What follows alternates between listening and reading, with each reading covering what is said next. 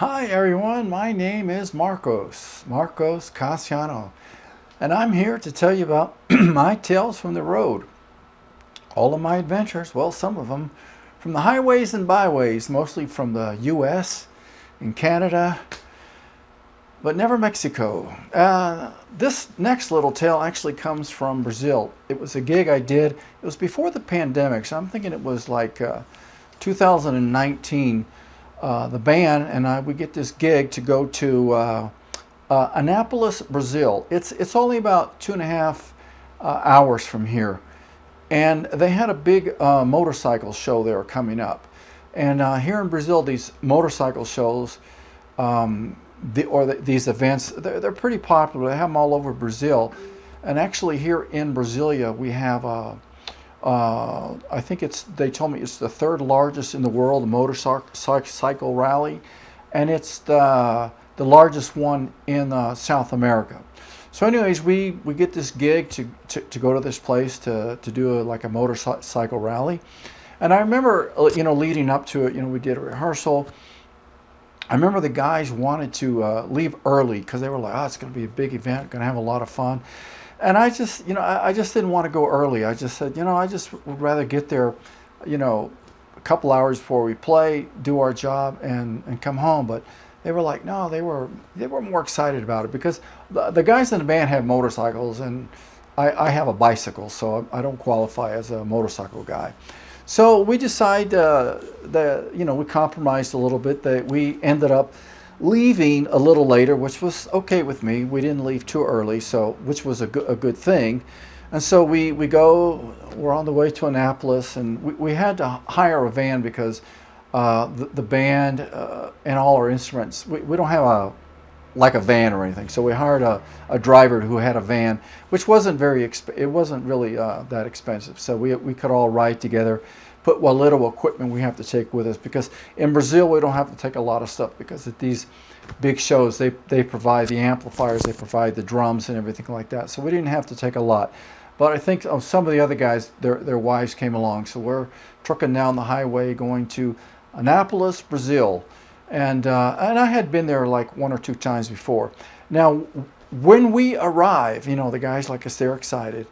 When we arrive, it's like dead silence there. There should have been music playing because they have a big stage. We could see the big stage, but dead silence. Now, the thing about the stage was the canopy was down. When they build the big stage, the production companies, the last thing they do is they crank up, the canopy, and that's where the lights are and everything like that. So it was down, like in the down position, and like nobody's on the stage and everything's quiet. So when we pull up, I said to the guys, there's something wrong here. And they were like, yeah, they agreed. So we actually pull up right to the stage because there's nobody there. And we look around, and there's actually at this point there's nobody around the stage. There's nobody milling around.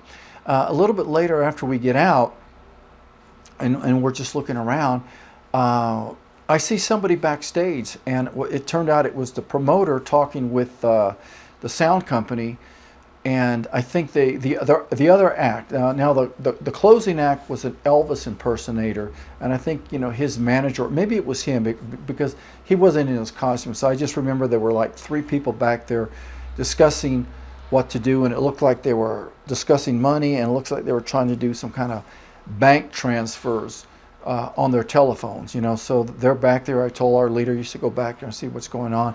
He's back there maybe a good 10 minutes. Now, from what I understand from talking to the people there, was the reason there was nobody there was because this motorcycle rally was supposed to be in downtown Anápolis in a park.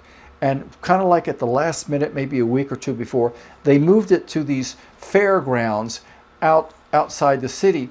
But they didn't advertise. They didn't put a sign up. So from what I understand, nobody knew about it. So what people were telling me, like people were showing up to the park downtown, there was nothing going on. They just basically went home. Okay, so now what do we do? Okay, after the little meeting backstage, it seemed like, I think it was about 30 minutes later, boop, the canopy goes up. It looks like the show's going to go on.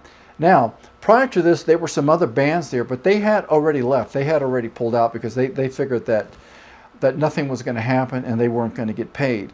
So it turns out that, you know, they worked out the money with the promoter. They worked it out with Elvis, but at the time I didn't realize we weren't going to get paid. So anyways, Elvis goes on first. Elvis opens up for us, basically, what happens. I guess he was just, you know, he was just wanting to get out of there. There's nobody there because, like I said, they had moved the festival. So maybe, and I'm being generous, they might have been 200 people there. Elvis does a show. I'd actually never seen a Elvis impersonator before. And I was surprised to even see one in Brazil. But the guy really did a really good show. He did a good show. I think he might have played an hour or less. He gets done. I go backstage. I get my little things that I have to set up. It's just I just have to hook up my snare. I'm talking to the drummer from the show, Elvis's drummer.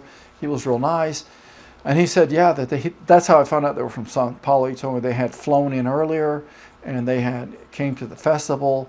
And so, okay, so we do our little show. I think we play 40, 45 minutes. I can't remember. Again, we play to about 200 people at the most. We do our show. We pack up. I'm just ready to go.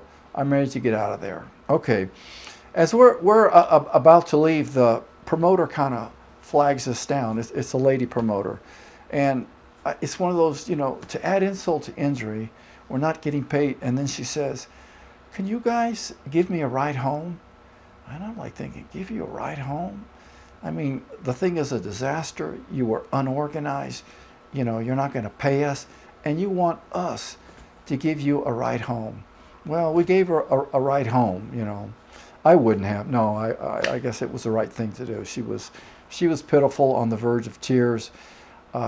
She obviously had no experience in promoting. She lost her butt. And I guess the lesson learned this night was Elvis got the gold mine and we got the shaft. Okay, more later from Tales from the Road. Thanks for listening. God bless. Bye-bye.